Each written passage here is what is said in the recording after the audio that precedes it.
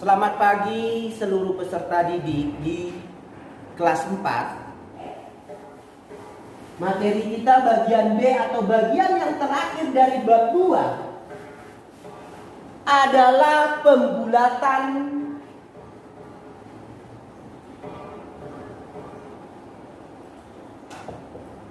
dan penafsiran.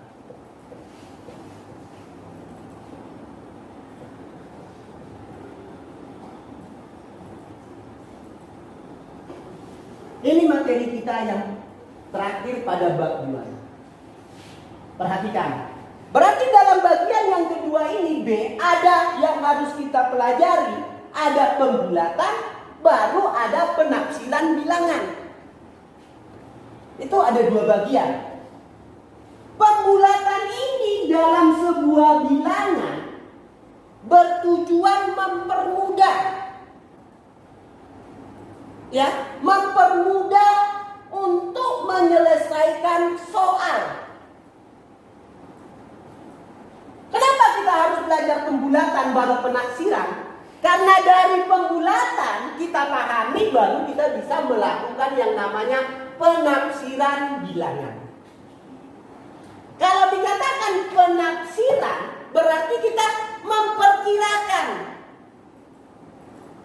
suatu bilangan itu yang mendekati hasil sebenarnya. Namanya penafsiran. Kalau dalam bahasa sehari-hari namanya kira-kira. Itu namanya penafsiran. Coba kamu taksir teman kamu kira-kira berapa beratnya. Penafsiran itu yang mendekati.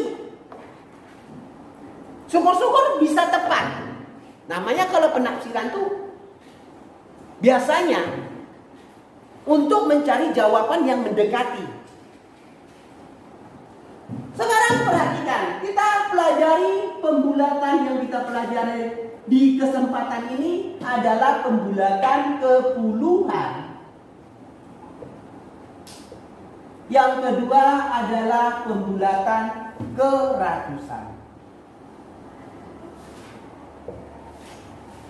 Kita uraikan satu persatu materi pembulatan kepuluhan terlebih dahulu. Berarti suatu bilangan yang bisa dibulatkan kepuluhan adalah bilangan puluhan itu sendiri, ratusan atau ribuan. Ya, itu bisa dibulatkan ke puluhan. Contoh, perhatikan. Kita ambil sebuah bilangan puluhan, 63.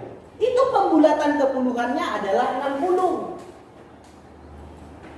Kalau sebuah bilangan ratusan kita bulatkan ke puluhan, 155 ini kita bulatkan ke puluhan menjadi 160. Bapak kasih satu contoh, 3592 bulatkan ke puluhan menjadi 3590. Nah, dari contoh nomor 1, 2, dan 3, aturan yang harus kamu perhatikan dalam pembulatan kepuluhan adalah satuan. Jadi aturannya yang kamu pahami satuan. Lihat di sini, bilangan yang pertama 63, satuannya adalah 3. Bilangan yang kedua 155, satuannya adalah 5. Bilangan yang ketiga 3592, satuannya adalah 2. Ketika kita melakukan pembulatan kepuluhan, jika satuannya itu angkanya 0 sampai dengan 4, maka ini pembulatannya adalah 0. Jika satuannya angkanya mulai dari 5 sampai dengan 9, maka pembulatan ditambah 10, namanya puluhan. Puluhan. Berarti ditambah 10. Sekarang perhatikan, 63. Kenapa bisa pembulatannya ke puluhan 60? Karena 3 sama dengan 0, maka 60 ditambah 0 sama dengan 60.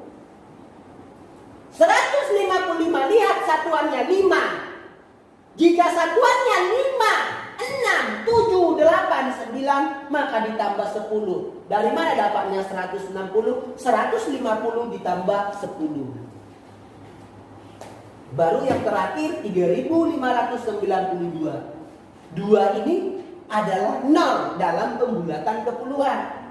Maka hasil pembulatan dari 3592 adalah 3590. Jadi jangan kamu anggap dalam sebuah pembulatan puluhan itu yang bisa kita bulatkan adalah bilangan puluhan. Tidak, bisa ratusan, bisa ribuan. Tergantung aturan soal yang diberikan ke kamu. Apakah itu pembulatan ke puluhan, ke ratusan, atau ke ribuan. Terus kalau kita pembulatan ke ratusan, otomatis yang bisa dibulatkan ke ratusan adalah bilangan ratusan dan ribuan. Berarti sebuah bilangan yang bisa dilakukan ke pembulatan ke ratusan adalah jika bilangan itu memiliki nilai tempat puluhan. Contoh 652. Ini dalam pembulatan ke ratusan menjadi 700. Nah, kenapa itu pembulatannya menjadi 700? Karena yang kita perhatikan adalah puluhan. Cara menentukan nilai suatu tempat kita ambil dari belakang. Nah, karena bilangan yang terkecil dalam suatu bilangan itu ada di belakang. 2 itu nggak kita pakai. Tapi yang kita pakai dalam pembulatan ke ratusan adalah puluhan. Jika puluhannya itu memiliki angka 5, 6, 7, 8, 9, maka itu menjadi 100.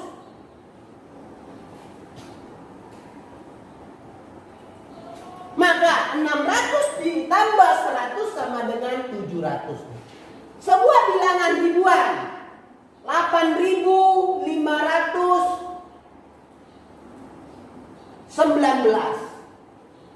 Lihat puluhannya. 1, nah ya, 1.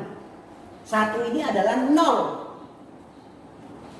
Maka 8.519 dibulatkan ke ratusan menjadi 8.500. Nah, jadi puluhan yang diperhatikan.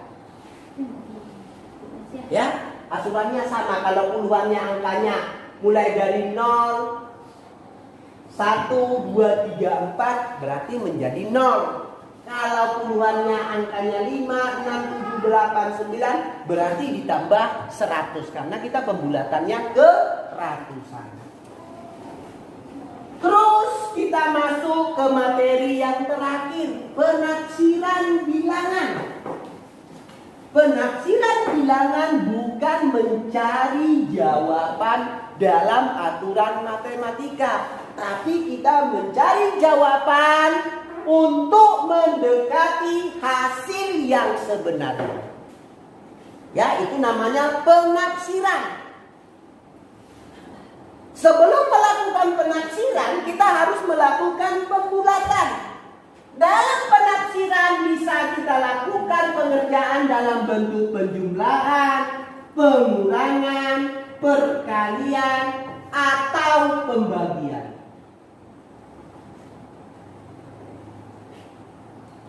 Ya? Penaksiran ini sama dengan awal kita belajar tadi pembulatan. Kita bisa melakukan penaksiran itu ke puluhan, ke ratusan. Ya, puluhan, ratusan. Dalam penaksiran yang perlu kita pahami, penaksiran ini bisa kita kerjakan melalui proses pembulatan.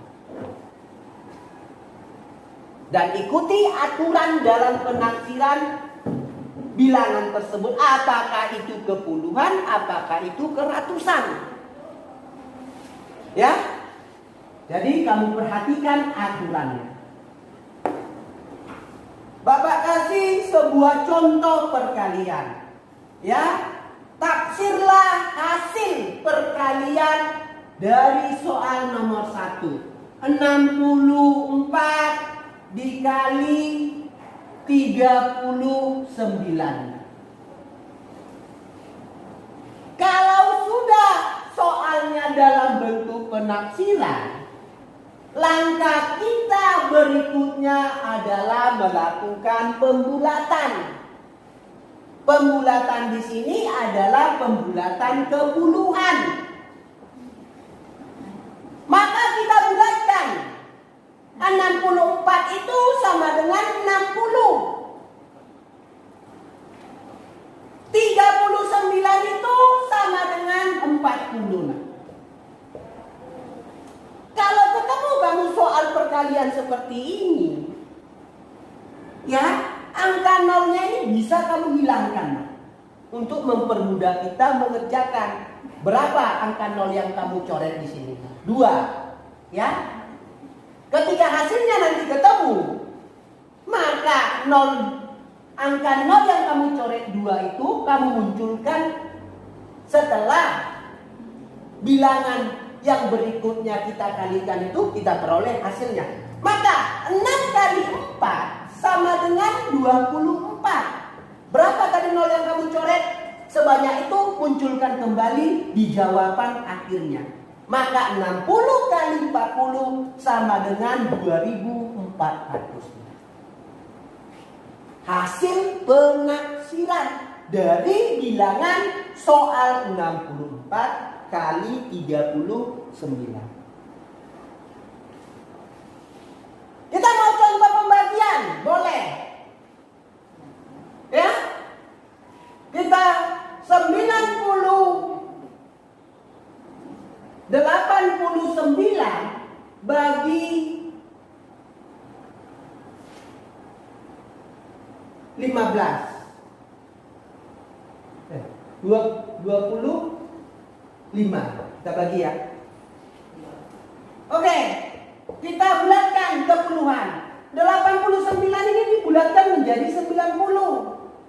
Dibagi 25 ini dibulatkan kepuluhan menjadi 30. Kalau pembagian gampang, ya. Tinggal mencoret, hasilnya nggak perlu angka nolnya itu kita munculkan, tapi harus seimbang. Kalau nolnya 1 kita coret pada bilangan yang pertama, bilangan yang berikutnya pun harus 1. Tidak boleh 1 di sebelah kiri, 2 di sebelah kanan. Maka 9 dibagi 3 sama dengan 3.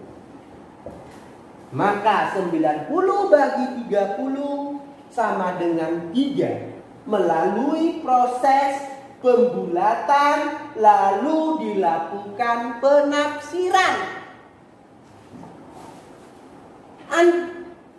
Pengerjaan yang berikutnya, pengurangan atau penjumlahan sama caranya. Lakukan terlebih dahulu pembulatan, baru kita melakukan penafsiran. Jadi penafsiran ini bisa kita lakukan dari hasil pembulatan suatu bilangan berdasarkan aturannya. Apakah itu pembulatan kepuluhan, apakah itu pembulatan keratusan atau keribuan. Nah, materi kita bab 2 operasi hitungan bilangan caca bagian B, pembulatan dan penafsiran bilangan, ya, itu harus kita lakukan dulu yang namanya pembulatan, baru penafsiran bilangan. Itulah peserta didik seluruh materi pelajaran matematika bab 2 tentang operasi hitung bilangan caca. Semoga semua peserta didik dapat memahami apa yang Bapak sampaikan materi pada pertemuan kita yang ketiga pada pelajaran matematika. Bapak tetap menyampaikan salam belajar dari sekolah untuk semua peserta didik. Tetap semangat, tetap tekun belajar di rumah. Selamat pagi semua peserta didik.